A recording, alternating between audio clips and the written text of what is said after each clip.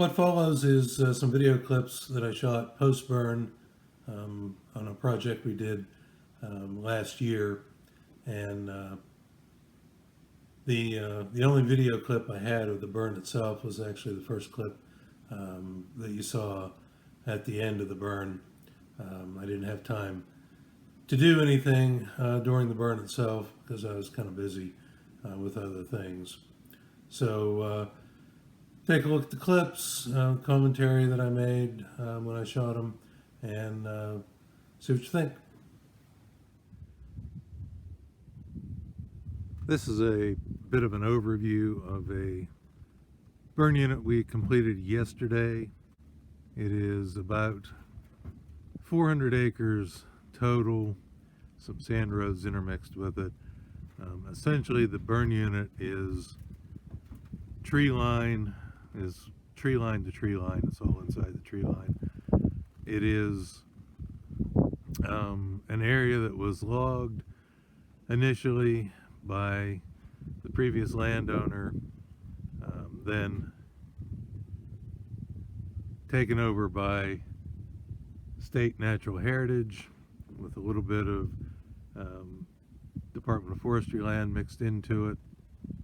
The site was then drum chopped. It was probably 8-year-old regrowth, drum chopped and planted in longleaf pine, and that is what you see in the foreground here. The little green tufts are the longleaf in grass stage. This area was burned once prior as a site prep burn before planting, then planted, and this is the grass stage burn that was done again yesterday. This entire site is South Quay Natural Area Preserve. I likened it to essentially standing on some islands. Where we are now is a little sand ridge. Most of the upland areas that have been planted in longleaf or supported pine in the past are effectively high ground surrounded by wet sloughs, hardwood sloughs. At one time, probably cypress, maybe Atlantic white cedar, with longleaf pine on the uplands historically. That was a long time ago, obviously. What we're doing now is trying to restore the longleaf, not getting down into those wet sloughs that were not logged by Union Camp and International Paper prior, simply because they were too wet to get down into. You see some standing pine in this view here. Those were areas that are little wetland areas within the burn unit that we didn't log. That were not logged, or excuse me, were not drum chopped simply because they were so wet that we didn't want to put the drum chopper down into it and A, get stuck, and B, do the soil disturbance. So instead we've tried to run fire into them as best we could. Some of it burned pretty well and some of it not so well, but the effect is still good.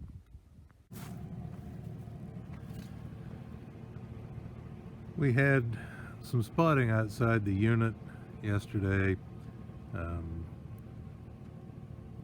Some just minor cross the line spots and that were easily suppressed. This one was a little more challenging. Ended up being probably 2/10 of an acre, maybe. Got established in this Duffy understory, and then went out a little bit further into some grass, and wasn't hard to suppress. However, what that does while you're committed to burning a larger unit and you have fire into the unit itself, you have to figure out what to do how to allocate resources to deal with the spot of this size and significance, while still burning the other unit, or maintaining at least some presence or some maintenance of the original burn unit. And if it is rocking, which it was at the time, that presents some challenges, and that is something you need to plan for, and that is something you need to make sure you have adequate resources available to be able to do both of those functions at the same time. Otherwise, you got big problems. So at about this point in the burn, it was getting late in the day. We were probably 5:30, I would say. And you see here on my right, we had a much better fuel bed, and fire pretty much slicked that all off. And as we pan across, we completed that side of the road, sand road, and then real late in the day, probably 6:30, we had lost our wind and lost our sunlight. It was really pretty much dark at this point. And you see, well, fire went through most all of this. We didn't get total consumption in there by any stretch. So that's just an example of where you want to maximize your burn window and get things done as quickly and as efficiently as possible.